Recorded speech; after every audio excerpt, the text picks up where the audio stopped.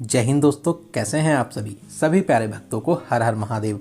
दोस्तों, आज के इस खास और इन्फॉर्मेटिव वीडियो में मैं आपको महादेव जी की नगरी काशी में दर्शन और घूमने की संपूर्ण जानकारी बताने वाला हूं। काशी को हम सभी बनारस और वाराणसी के नाम से भी जानते हैं। यहीं पर विश्वविख्यात श्री काशी विश्वनाथ ज्योतिर्लिंग भी विराजमान है। तो अगर आप भी महादेव जी के दर्शन करने बनारस आने की प्लानिंग बना रहे हैं तो ये वीडियो आपकी बहुत हेल्प करेगा।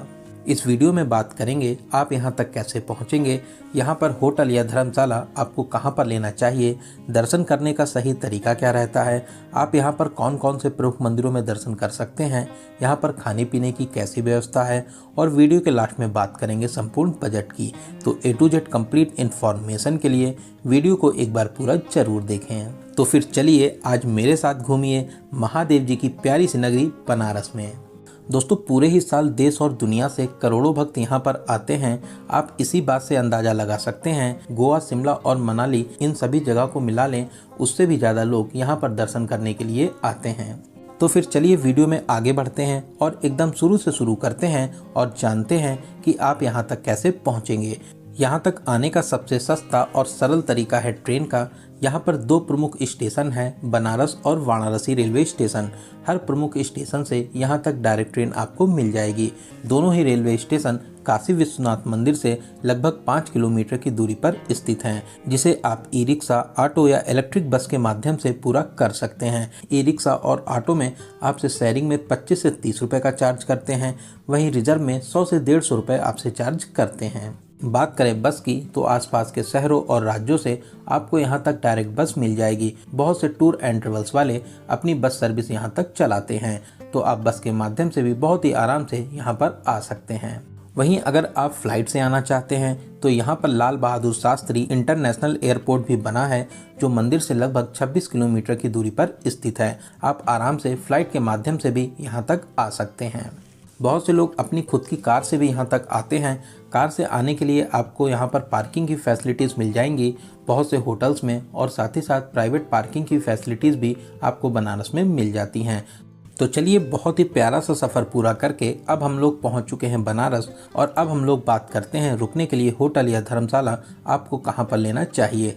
दोस्तों, ऐसे तो आप पूरे ही बनारस में कहीं पर भी रुक सकते हैं, बहुत ही VIP होटल्स आपको मिल जाएंगे। लेकिन मैं आपको एडवाइस करूँगा, आप ऑटो या ई रिक्शे के माध्यम से आ जाइए गदौलिया चौराहे पर, जिसे गिरजाघर चौराहा भी कहते हैं। यहाँ से मंदिर और गंगा घाट मात्र 200 मीटर पर स्थित हैं। इस चौराहे के आसपास आपको बहुत ही अच्छे होटल्स और धर्मशाला मिल जाएंगे।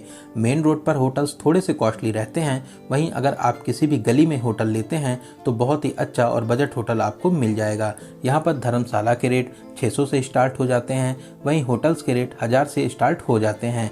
वहीं आपका जैसा बजट हो, 5000 10,000 तक के बजट में आप यहाँ पर होटल ले सकते हैं। दोस्तों, ये लोकेशन बहुत ही ज़्यादा अच्छी है क्योंकि मंदिर और गंगा घाट वॉकिंग डिस्टेंस पर है। आपको बार बार ऑटो या ई रिक्शे से अपने होटल पर जाना नहीं रहेगा, इससे आपका टाइम और पैसे भी बचेंगे। तो आप इसी लोकेशन पर कहीं पर भी अच्छा सा होटल ले लीजिए। तो चलिए अब बात करते हैं यहाँ पर दर्शन का सही तरीका क्या रहता है।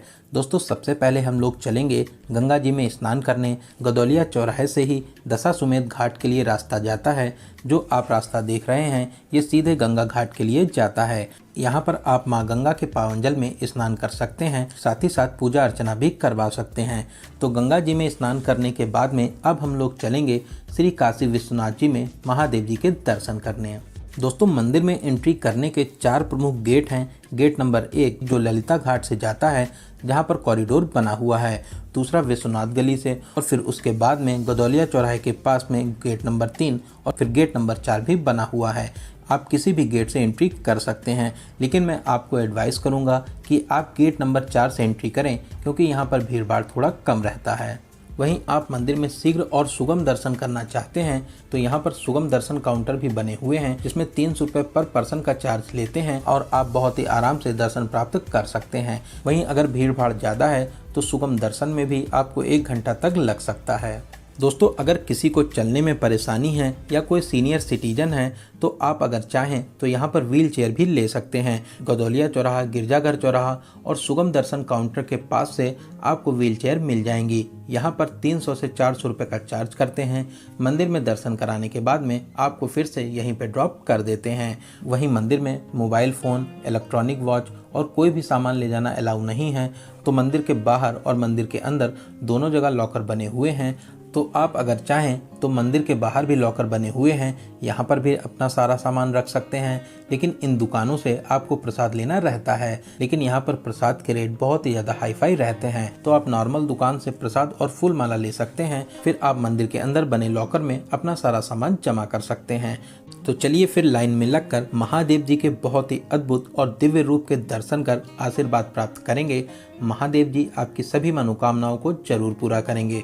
दोस्तों कमेंट बॉक्स में हर हर महादेव जरूर लिखें। दोस्तों ऐसे तो नॉर्मली आधे से 1 घंटे में आपको दर्शन मिल जाते हैं, लेकिन अगर बहुत ही ज़्यादा भीड़ भाड़ है तो यहाँ पर 3 से 4 घंटे भी आपको दर्शन में लग सकते हैं। तो महादेव जी के दर्शन करने के बाद अब हम लोग बात करते हैं बनारस में हम लोग और कहाँ कहाँ दर्शन प्राप्त कर सकते हैं। तो सबसे पहले हम लोग चलेंगे काल भैरव जी के दर्शन करने, जो मंदिर से लगभग 1.5 किलोमीटर की दूरी पर स्थित है। गेट नंबर 4 के सामने से ही रास्ता जाता है। अगर आप पैदल जाना चाहते हैं तो आप पैदल चले जाइए, या आप यहाँ पर रिक्शा भी कर सकते हैं। रिक्शा वाले आपसे 50 से 60 रुपए का चार्ज करते हैं। दोस्तों कहते हैं महादेव जी के दर्शन करने के बाद काल भैरव जी के दर्शन जरूर करना चाहिए, तभी आपकी यात्रा सफल मानी जाती है। तो लाइन में लगकर काल भैरव जी के बहुत ही अद्भुत और दिव्य रूप के दर्शन कर आशीर्वाद प्राप्त करेंगे। दोस्तों बहुत ही अलौकिक दरबार है, आप यहाँ पर दर्शन करने जरूर आइए। तो दोस्तों काल भैरव जी के दर्शन करने के बाद में अब हम लोग चलेंगे ललिता घाट। अगर आप चाहें तो बनारस की पतली पतली कुंज गलियों से होते हुए मात्र 500 मीटर की दूरी को पूरा कर यहाँ तक आ जाएंगे, या आप मेन रोड से रिक्शे के माध्यम से भी यहाँ तक आ सकते हैं। यहाँ पर नेपाली मंदिर और पशुपतनाथ मंदिर में दर्शन करेंगे, ये भी यहाँ के बहुत ही ज़्यादा प्रसिद्ध मंदिर हैं। तो यहाँ पर दर्शन करने के बाद में अब हम लोग चलेंगे विशालाक्षी मंदिर में दर्शन करने के लिए, जो माता रानी का बहुत ही पवित्र और अलौकिक दरबार है। मंदिर में प्रवेश कर माता रानी के बहुत ही अलौकिक और दिव्य रूप के दर्शन करेंगे। दोस्तों ये मंदिर बहुत ही ज़्यादा फेमस मंदिर है, आप यहाँ पर दर्शन करने जरूर आइए। फिर विशालाक्षी मंदिर में दर्शन करने के बाद अब हम लोग चलेंगे अन्नपूर्णा मंदिर में दर्शन करने, जो यहाँ से कुछ ही दूरी पर स्थित है। मंदिर में दर्शन करने के साथ ही साथ यहाँ पर अन्नपूर्णा रसोई भी बनी हुई है। यहाँ पर आप प्रसाद स्वरूप भोजन जरूर करें, बहुत ही पवित्र और स्वादिष्ट भोजन आपको यहाँ पर मिलता है। दोस्तों बहुत ही पवित्र रसोई है, आप यहाँ पर भोजन जरूर करें।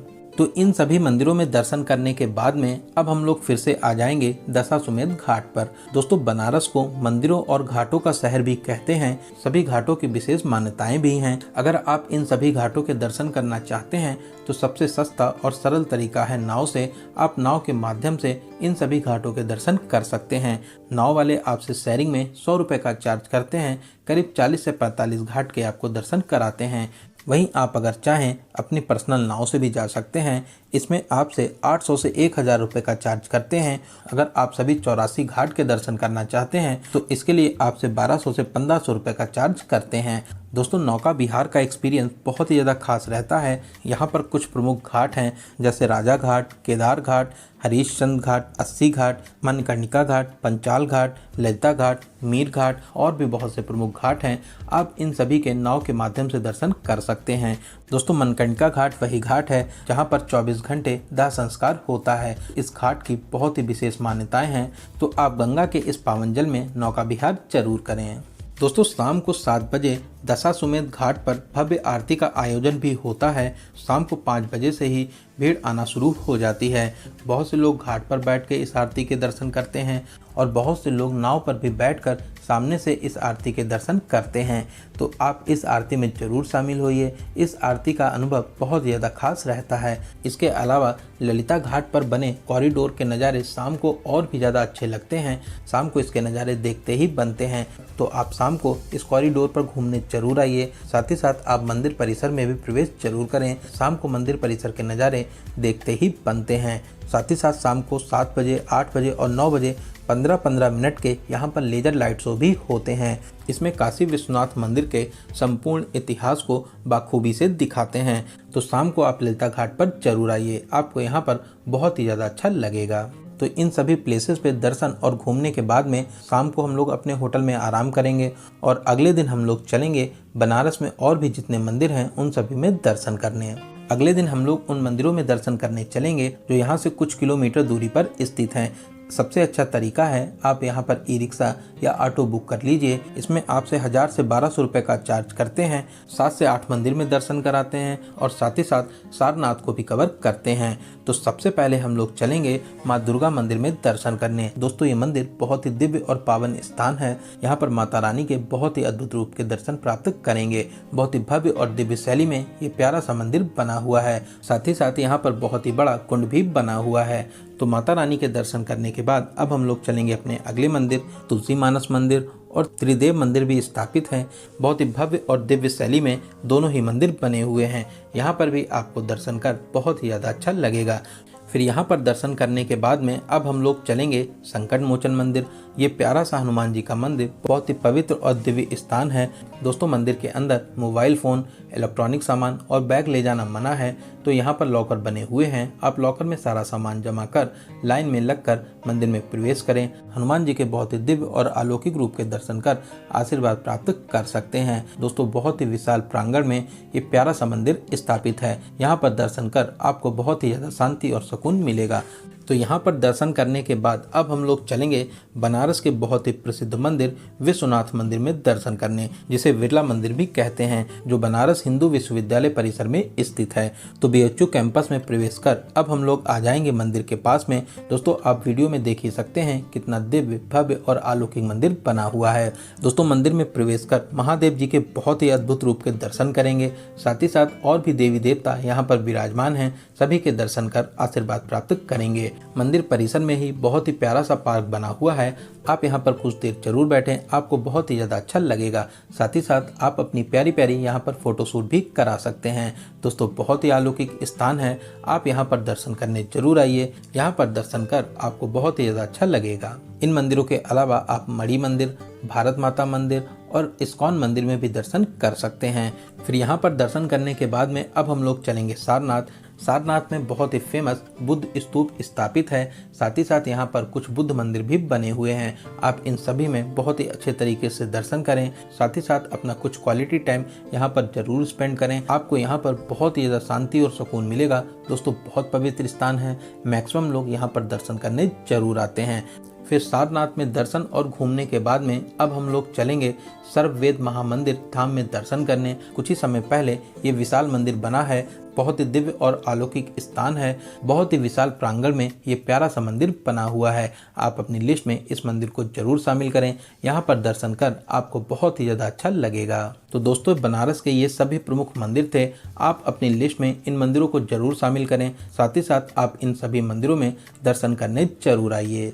तो चलिए अब हम लोग बात करते हैं खाने पीने की। दोस्तों बनारस अपने खान पान के लिए बहुत ही ज़्यादा फेमस है। आप यहाँ की फेमस टिक्की, कचौड़ी, लस्सी, कुल्फ़ी इन सभी को जरूर ट्राई करें। इनके भी टेस्ट बहुत ही ज़्यादा निराले रहते हैं। साथ ही साथ यहाँ पर खाने पीने के लिए बहुत ही बड़े और वीआईपी रेस्टोरेंट भी बने हुए हैं। इसके अलावा आप यहाँ पर स्ट्रीट फूड को भी ट्राई कर सकते हैं। इसके भी टेस्ट बहुत ही ज़्यादा खास रहते हैं। तो बनारस में आपको खाने पीने की कोई भी कमी नहीं मिलेगी। तो चलिए अब हम लोग बात करते हैं यहाँ पर आने का सबसे अच्छा समय कौन सा रहता है और आपको कितने दिनों का यहाँ का टूर प्लान बनाना चाहिए। दोस्तों ऐसे तो पूरे ही साल लाखों करोड़ों भक्त यहाँ पर दर्शन करने आते हैं, लेकिन मार्च, अप्रैल, मई और जून और साथ ही साथ सावन में यहाँ पर रिकॉर्ड तोड़ भीड़ होती है। तो आपके पास में जब भी टाइम हो आप यहाँ पर दर्शन करने आ सकते हैं। बात करें कितने दिनों का आपको प्लान बनाना चाहिए, तो मैं आपको एडवाइस करूँगा आपको कम से कम 1 नाइट का स्टे यहाँ पर ज़रूर करना चाहिए। अगर आप बनारस को और भी अच्छे तरीके से घूमना चाहते हैं तो फिर आप कम से कम 2 नाइट का स्टे यहाँ पर बना सकते हैं। आप इतने समय में बनारस को बहुत ही अच्छे से घूम लेंगे। तो चलिए अब बात करते हैं सबसे ज़रूरी क्वेश्चन बजट की। कितने बजट में आप इस पावन यात्रा को पूरा कर लेंगे। दोस्तों मैं मान के चलता हूँ कि आप कम से कम 2 या 3 लोग तो यहाँ पर दर्शन करने आएंगे ही आएंगे, क्योंकि 2 या 3 लोगों में आपका बजट बहुत ही अच्छे तरीके से डिवाइड हो जाता है। अगर आप 2 डेज़ और 1 नाइट का प्लान बनाते हैं तो आप मान के चलिए कि 3000 से 3500 प्लस ट्रेन टिकट, इतने बजट में बहुत ही अच्छे तरीके से इस पावन यात्रा को पूरा कर लेंगे। वहीं अगर आप 2 नाइट का स्टे यहाँ पे बनाते हैं तो आप मान के चलिए कि 3500 से 4000 प्लस ट्रेन टिकट, इतने बजट में आप इस पावन यात्रा को पूरा कर लेंगे। वहीं दोस्तों अगर आपके पास में बजट की कोई भी प्रॉब्लम नहीं है तो आप यहाँ पर बहुत ही VIP 5 स्टार होटल भी ले सकते हैं। फिर आप अपने बजट के हिसाब से इस पावन यात्रा को पूरा कर सकते हैं। तो दोस्तों यहाँ पर मैंने आपको बनारस में दर्शन और घूमने की हर एक छोटी बड़ी जानकारी को बहुत ही अच्छे और सही तरीके से देने की पूरी कोशिश की है। अगर फिर भी आपके कोई क्वेश्चन रह जाते हैं तो आप कमेंट के माध्यम से पूछ सकते हैं। बहुत ही जल्दी आपके कमेंट का रिप्लाई दिया जाएगा। दोस्तों आप ये वीडियो कहाँ से देख रहे हैं और आपको ये वीडियो कैसा लगा कमेंट बॉक्स में जरूर बताइएगा। दोस्तों अगर अभी तक आप इस वीडियो में बने हुए हैं तो इसका मतलब आपको ये वीडियो ज़रूर अच्छा लगा होगा। तो प्लीज़ अपने एक लाइक से हमें मोटिवेट ज़रूर करें, साथ ही साथ अपने सभी फ्रेंड और रिलेटिव में ज़रूर से ज़रूर शेयर करें। अगर अभी तक आप अपने चैनल यात्रा मित्र से नहीं जुड़े हैं तो प्लीज़ चैनल को सब्सक्राइब जरूर करें, साथ ही साथ बेल आइकन प्रेस करने के बाद में ऑल नोटिफिकेशन को जरूर क्लिक करें, जिससे भविष्य में आने वाले वीडियो आपको आसानी से मिल सकें। तो चलिए दोस्तों अब मिलते हैं किसी ऐसे ही इन्फॉर्मेटिव वीडियो में। तब तक आप अपना और अपने परिवार का बहुत ज़्यादा ख्याल रखें। आपकी यात्रा सफल, सुगम और मंगलमय हो। जय हिंद, जय भारत, हर हर महादेव।